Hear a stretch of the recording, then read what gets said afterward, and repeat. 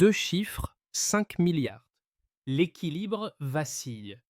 Derrière cette masse, des forces loyales étirent la vigilance, agrègent des micro-signaux et repèrent un écart de 17% dans les flux internes, tandis qu'un visiteur étranger circule entre sites civils et militaires. À l'approche du 8 novembre, l'observation se resserre. Recoupement, décision contrôlée, interpellation sans confrontation, puis exploitation méthodique des supports saisis et des numéros liés à des réseaux extérieurs. Que change pour vous la résistance d'Ibrahim Traoré quand la pression vise la durée plutôt que le choc et que chaque delta finit par compter? L'analyse ne commence pas par le spectacle, mais par le risque et la méthode.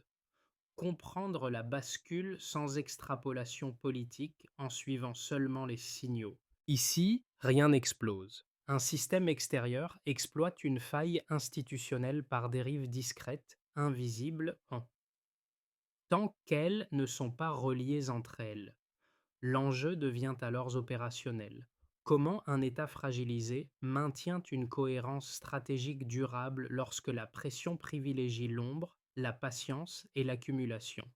Le récit avance en 14 segments, comme une chaîne de vérification. Flux observé, comportement consigné, décisions harmonisées, puis ajustement méthodologique. Une règle simple guide la lecture: mesurer, comparer, puis corriger avant d'interpréter.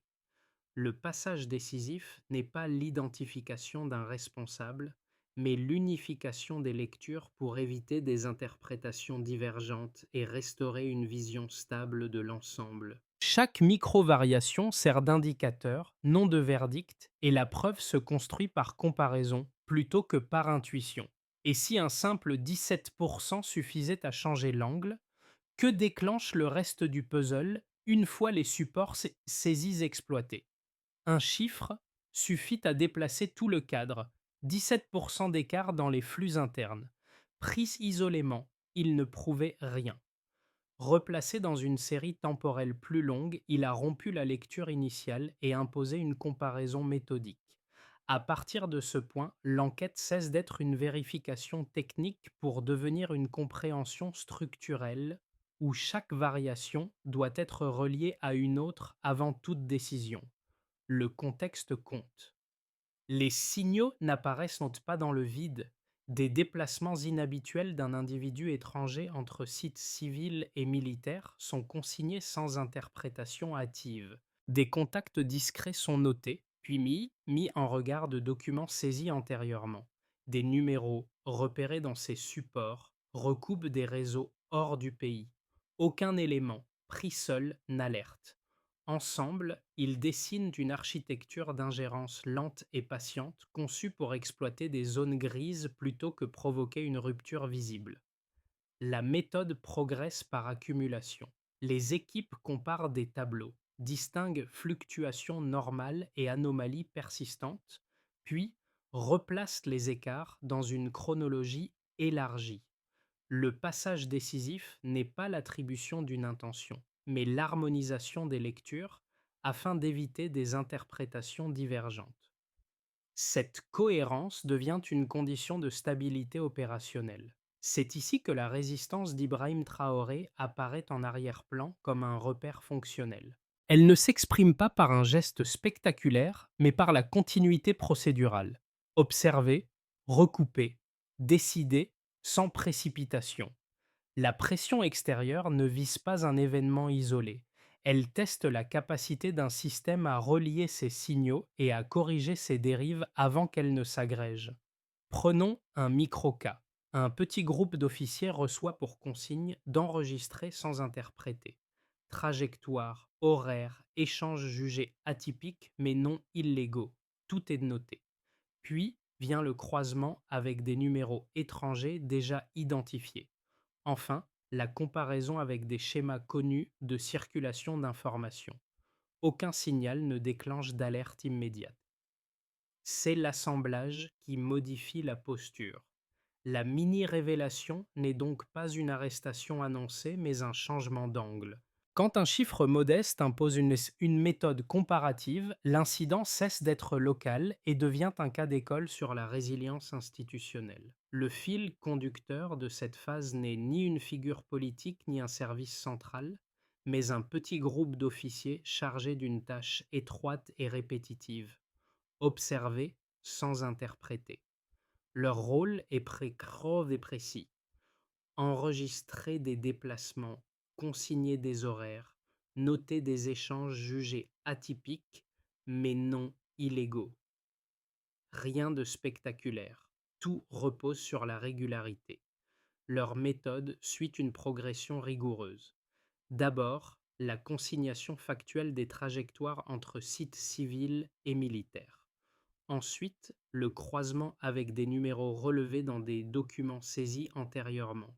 Enfin, la comparaison avec des schémas connus de circulation d'informations. Aucun signal, pris isolément, n'atteint le seuil d'alerte. C'est l'assemblage qui change la posture. La surveillance cesse d'être passive pour devenir structurante. Un premier impact précoce apparaît dans la chaîne hiérarchique. Les constats remontent sous forme de points de décision, non d'accusation. Les officiers testent la cohérence des intentions par une attente active, simulant un intérêt mesuré pour observer réaction et relais. Ce choix gagne du temps, mais surtout de la profondeur analytique. Le dispositif s'élargit sans provoquer de rupture visible. Dans ce cadre, la présence d'Ibrahim Traoré agit comme un repère implicite. Les pressions décrites ne cherchent pas l'affrontement direct. Elles tentent de contourner les mécanismes, d'influencer à la marge. L'impact précoce n'est donc pas une arrestation, mais un changement de posture. L'incident mineur devient un signal structurant. En clair, un détail bien lu peut déplacer tout un dispositif. L'activation commence sans bruit. Aucun signal d'urgence, aucune alerte visible. Un individu étranger circule, observe, multiplie les allers-retours entre sites civils et militaires sans justification administrative claire. Les unités consignent, elles vérifient, elles rapprochent. À ce stade, il n'y a ni soupçon formalisé, ni hypothèse dominante. Seulement une vigilance méthodique, rendue possible par des protocoles déjà en place et par une lecture volontairement retenue des faits. Puis survient la première inflexion. Certains numéros associés à des transferts évoqués dans des documents saisis correspondent à des réseaux extérieurs. L'information circule rapidement entre unités concernées. Les méthodes s'ajustent, l'attention glisse de la simple surveillance vers la compréhension d'une structure potentielle. Ce déplacement est décisif. Il transforme une série d'observations neutres en un objet d'analyse cohérent sans jamais forcer la conclusion. L'activation devient cumulative. Des tableaux comparatifs sont établis. Les flux internes sont observés sur une période plus longue. Des micro-écarts, auparavant jugés négligeables, commencent à se répondre. Le seuil critique n'est pas un événement spectaculaire, mais un changement de lecture. Lorsque l'écart de 17% est détecté, la situation ne peut plus être traitée comme un épisode isolé. L'analyse passe d'un mode réactif à une logique d'assemblage. Chaque dérive devient une pièce d'un puzzle plus large. La chaîne décisionnelle se resserre, non pour accélérer, mais pour éviter toute action prématurée. Le climax se prépare dans cette attente active. La rencontre du 8 novembre est organisée avec un objectif précis: recueillir des éléments matériels suffisants pour autoriser une interpellation sans confrontation. Les officiers simulent un intérêt mesuré afin de tester la cohérence des propositions avancées. Ils observent les réactions, les relais, les références implicites. Rien n'est improvisé. Le dispositif privilégie la maîtrise du tempo plutôt que l'effet de surprise. Le moment décisif arrive sans heurte. L'individu est interpellé. Aucun incident, pas de fuite, pas de résistance. Le matériel est saisi, valise, enregistrement, liste de contacts. Le climax n'est pas visuel, il est procédural. La réussite ne tient pas à la rapidité de l'action, mais à la continuité de la méthode qui l'a rendue possible. Les répliques commencent immédiatement après. Le centre de gravité de l'affaire se déplace. Les déplacements ne sont plus la principale source d'information. Désormais, ce sont les documents, les correspondances et les flux numériques qui orientent l'analyse. Les services exploitent les supports, croisent les données, identifient des numéros liés à plusieurs pays voisins et à certaines structures européennes. Les hypothèses sont testées, élargies, parfois écartées. Le périmètre de vérification s'étend sans conclusion hâtive. Dans cette séquence, la présence d'Ibrahim Traoré apparaît en arrière-plan comme une constante stratégique. Les pressions décrites cherchent moins à provoquer un choc qu'à influencer durablement l'environnement décisionnel. L'événement, pris isolément, reste discret, mais son effet est structurant. Il transforme une suite d'observations en un cadre d'analyse élargi, mobilisable sur le long terme. La ligne des événements ne raconte donc ni une victoire ni un échec. Elle décrit une bascule silencieuse, celle où la vigilance institutionnelle passe de l'incident à la méthode. La lecture change lorsque l'analyse part d'une ligne de base pour mesurer les écarts. À partir d'un fonctionnement considéré comme stable, trois deltas mesurables redessinent le cadre et expliquent en pourquoi un incident localisé a pu être absorbé sans rupture visible. Cette approche ne cherche pas une causalité directe. Elle observe comment des variations chiffrées, modestes mais cohérentes, modifient progressivement l'environnement opérationnel.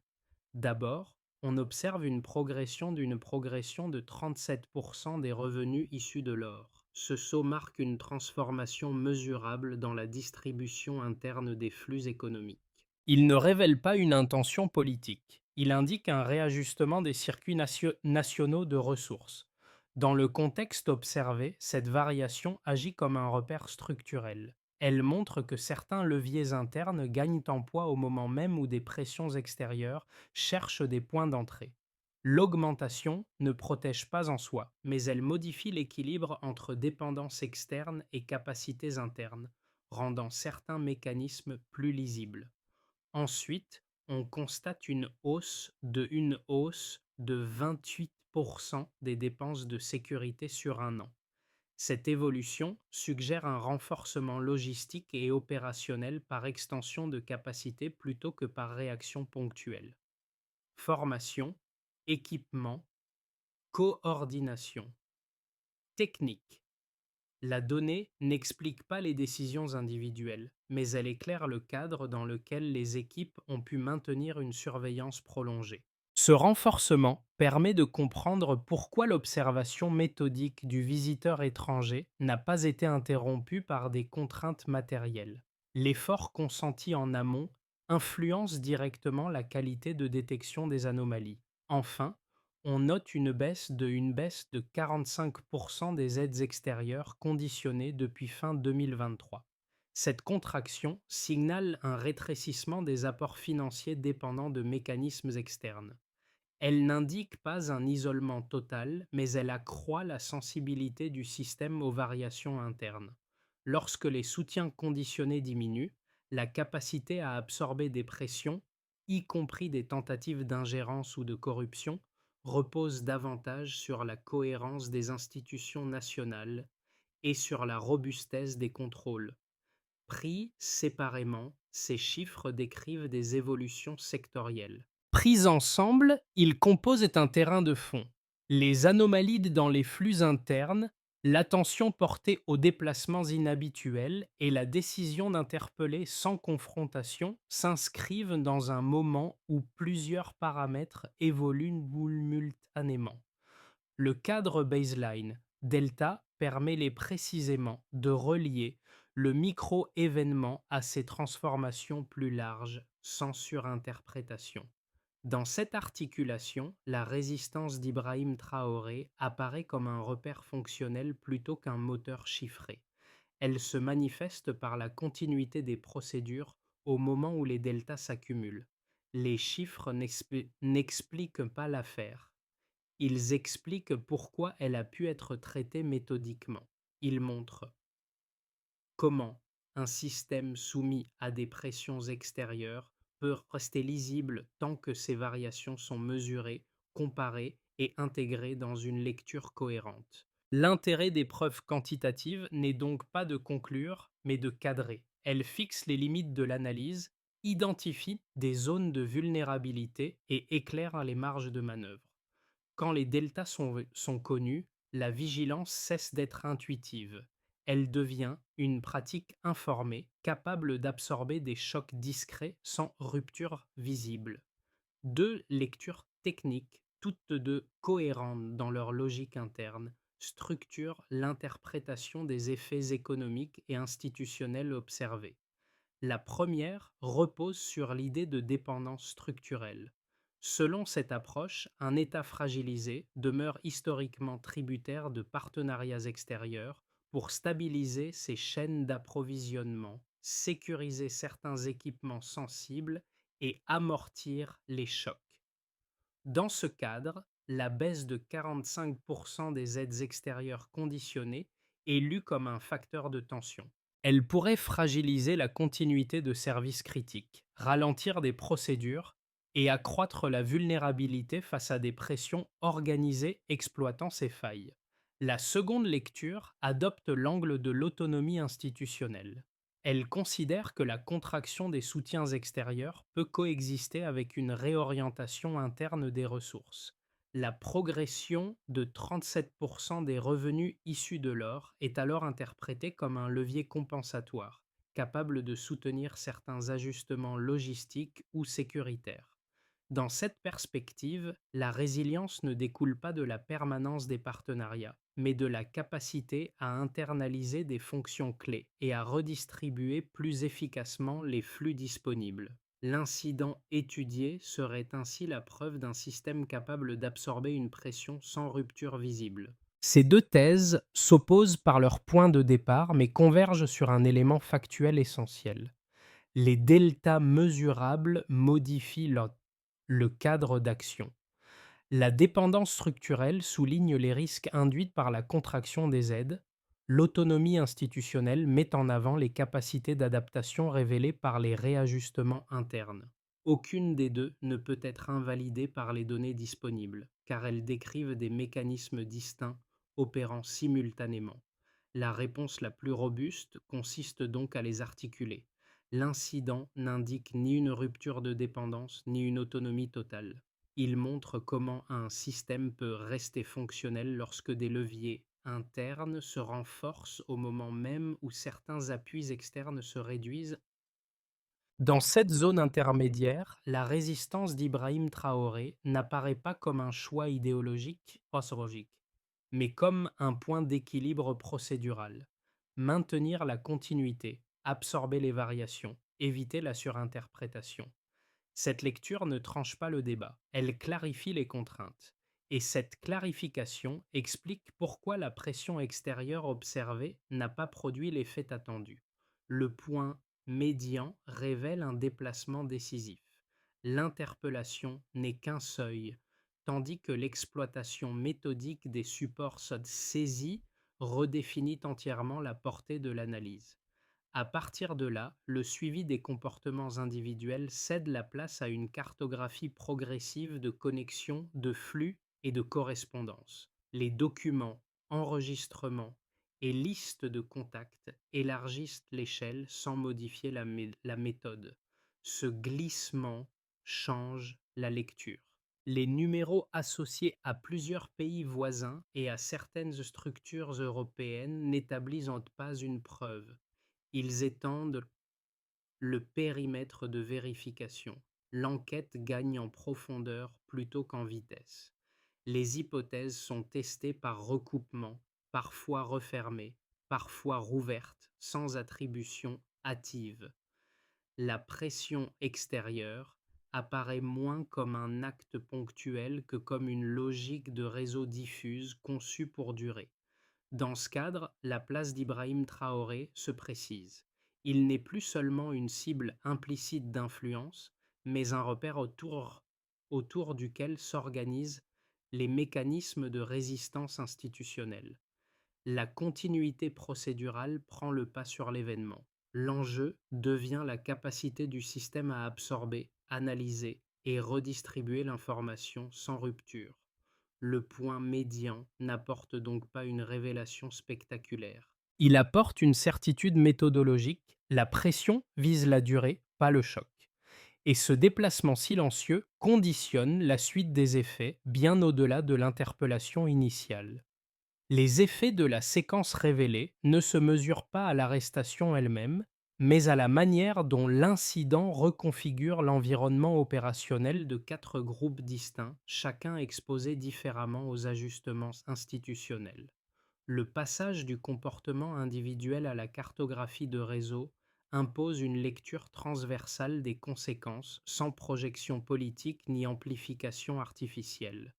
Pour les administrations publiques, l'impact est d'abord méthodologique. Les contrôles des flux deviennent plus continus afin de repérer des micro-écarts comparables à l'écart initial de 17%.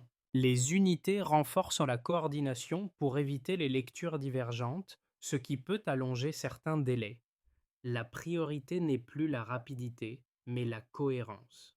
Cette vigilance accrue stabilise les chaînes décisionnelles au prix d'une charge organisationnelle plus élevée. Dans ce cadre, la référence à Ibrahim Traoré agit comme un repère fonctionnel rappelant la sensibilité des mécanismes internes face aux pressions extérieures. Pour les entreprises et acteurs économiques, les effets apparaissent sous forme d'ajustements logistiques. Les, les chaînes d'approvisionnement sont réévaluées lorsque des vérifications supplémentaires sont introduites. Des coûts indirects augmentent temporairement, notamment pour sécuriser les flux d'informations et les transactions sensibles. Les acteurs opérant à l'échelle régionale observent plus attentivement leurs partenariats, anticipant des effets en cascade. L'environnement devient plus prudent, mais aussi plus lisible car les règles de contrôle sont clarifiées. Pour les populations dans leurs usages quotidiens, l'impact est plus diffus. Il se traduit par une perception accrue de surveillance et par de légères variations dans l'accès à certains services. Les ajustements institutionnels peuvent influencer les prix, les mobilités locales ou la disponibilité ponctuelle de ressources sans rupture visible. Les comportements s'adaptent progressivement lorsque des contrôles ou des coordinations se multiplient.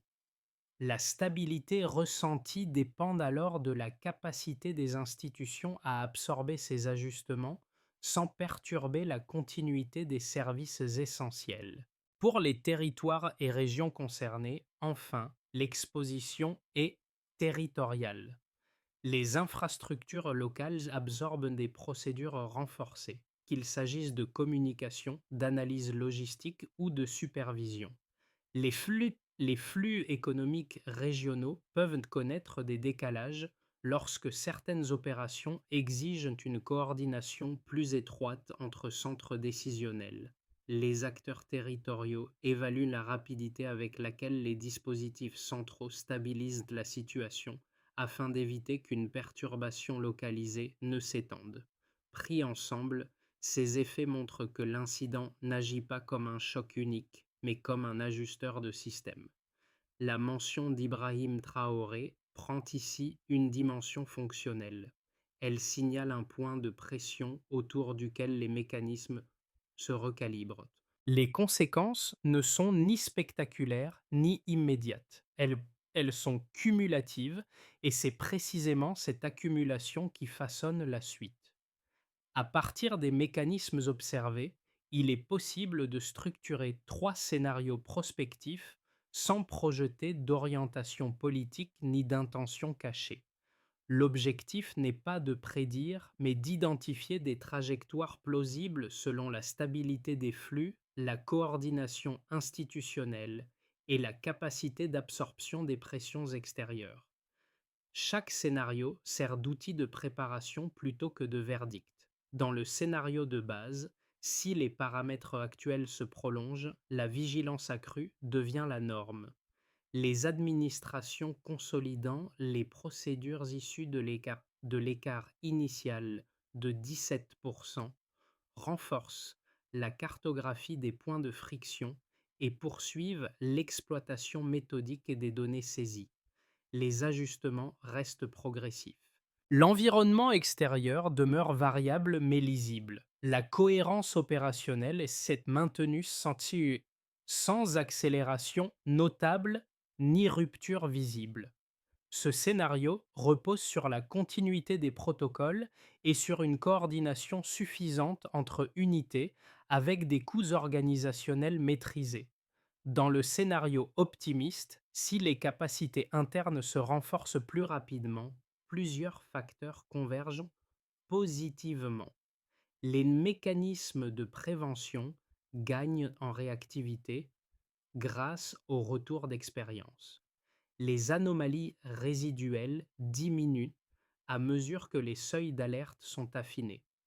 Les entreprises et les acteurs régionaux stabilisent leur chaîne logistique, réduisant indirectement les points d'entrée pour de futures pressions. Les coûts initiaux de coordination baissent lorsque les procédures se standardisent.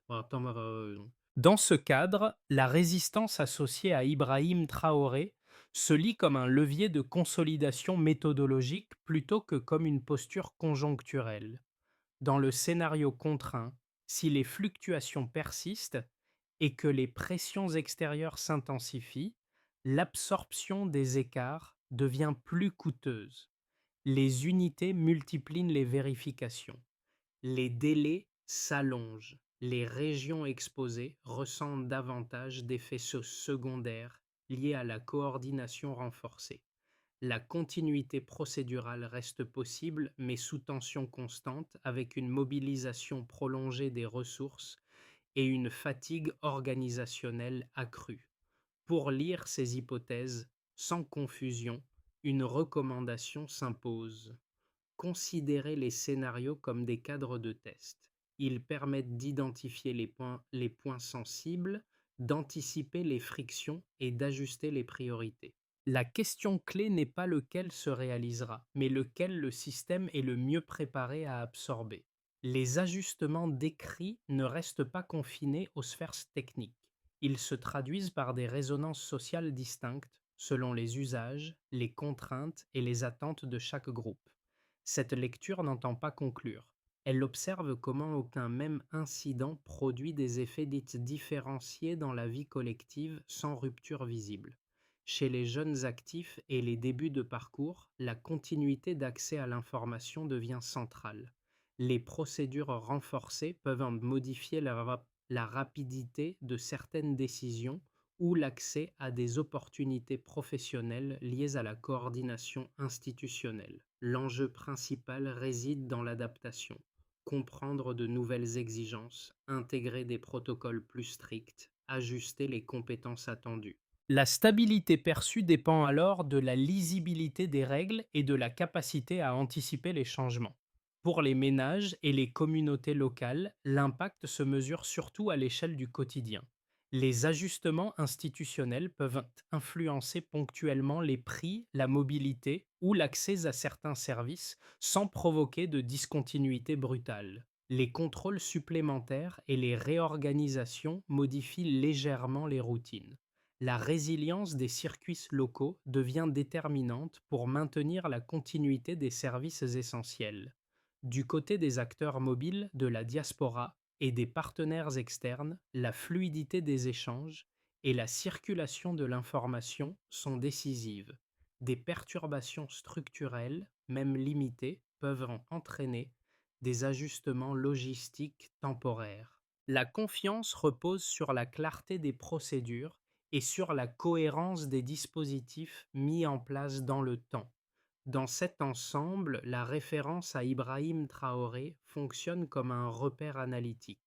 Elle rappelle que certaines figures concentrent des pressions non pour leur déclaration, mais pour ce qu'elles représentent dans l'équilibre d'un dispositif. Les effets sociaux d'observer sont progressifs, cumulés, et révèlent la capacité d'un système à s'ajuster tout en préservant une stabilité partagée. Lorsque des dérives structurelles et des pressions extérieures se superposent, une feuille de route opérationnelle devient nécessaire pour transformer l'expérience en capacité durable. Les éléments observés permettent de dégager plusieurs étapes méthodiques, sans projeter d'orientation politique ni d'intention cachée. Dans ce cadre, la résistance associée à Ibrahim Traoré sert de repère fonctionnel, non de finalité. D'abord, il s'agit de consolider la surveillance. Les unités intègrent les flux existants, définissent des seuils d'alerte comparables et standardisent la collecte des signaux faibles. L'efficacité se mesure par la réduction du temps de détection et par la stabilité des données agrégées, plutôt que par le volume d'alertes produites. Ensuite, il faut optimiser les ressources critiques. Les équipes cartographient les dépendances essentielles, identifient les points de vulnérabilité et mettent en place des redondances minimales. Les indicateurs portent sur la disponibilité réelle et sur la continuité opérationnelle dans la durée, non sur la réaction à un événement isolé. Puis, il devient essentiel d'harmoniser la communication interne. Les organisations clarifient les protocoles, diffusent des modules de formation ciblés et réduisent les interprétations divergentes entre unités. Le succès se mesure par la cohérence des retours et par la fluidité des échanges décisionnels. Par ailleurs, activer des coopérations techniques ciblées peut aider. Des partenariats limités et fonctionnels permettent de partager des outils, de tester des procédures et de renforcer la compatibilité méthodologique. La réussite dépend de la qualité des interactions, non de leur ampleur. Enfin, une évaluation périodique s'impose. Des audits réguliers comparent les écarts résiduels au niveau de référence initiaux, ajustant les priorités sans rupture procédurale. Cette approche vise moins à éliminer toute pression qu'à maintenir la cohérence d'un système soumis à des variations continues. Lorsque l'on revient aux motifs discrets qui traversaient les premières séquences, ce petit groupe d'officiers, observant silencieusement des allers-retours inhabituels, l'ensemble de l'affaire prend une tonalité différente. Ce détail initial, presque invisible, devient la clé de lecture. Il rappelle que la solidité institutionnelle ne naît pas dans l'instant spectaculaire, mais dans la continuité d'un travail patient, répété, rarement mis en lumière. Ce retour éclaire aussi la place d'Ibrahim Traoré dans l'ensemble du dispositif. Sa présence n'apparaît pas comme un point de tension isolé, mais comme un révélateur fonctionnel. Les pressions extérieures décrites cherchent moins à provoquer une rupture qu'à exploiter la moindre incohérence, la moindre fatigue, la moindre dérive accumulée. Face à cela, la réponse observée n'est ni héroïque ni improvisée. Elle est procédurale, cumulative, ancrée dans des mécanismes qui relient observation, décision et ajustement. Le motif revient avec une évidence nouvelle. Ce n'est pas l'interpellation du 8 novembre qui fait sens, mais la manière dont elle a été rendue possible. Chaque consigne notée, chaque flux comparé, chaque protocole respecté compose une architecture silencieuse de résistance. Gardez en tête une idée simple. La solidité naît dans la continuité maîtrisée. Au terme de ce parcours, l'enjeu n'est ni de trancher un débat, ni de figer une interprétation définitive. Ce qui ressort, c'est une logique d'apprentissage collectif. Relier des signaux, confronter des méthodes, intégrer des corrections successives pour préserver une cohérence d'ensemble. L'affaire décrite montre comment un système peut rester lisible lorsqu'il accepte de mesurer ses écarts plutôt que de les nier et de transformer chaque incident en information exploitable. Dans cette perspective, la référence récurrente à Ibrahim Traoré fonctionne moins comme une conclusion que comme un repère analytique. Elle rappelle que certaines figures concentrent des pressions extérieures, non pour ce qu'elles déclarent, mais pour ce qu'elles symbolisent dans l'équilibre d'un dispositif institutionnel. Comprendre cela permet de dépasser l'événement est de s'intéresser aux mécanismes plus profonds. Comment une organisation hiérarchise ses alertes? Comment elle évite les lectures divergentes? Comment elle inscrit la vigilance dans la durée? La réflexion reste volontairement ouverte. À votre échelle, qu'il s'agisse d'analyse, de coordination ou de lecture critique de l'actualité, quel signal jugeriez-vous prioritaire pour renforcer la résilience d'un système exposé à des pressions continues?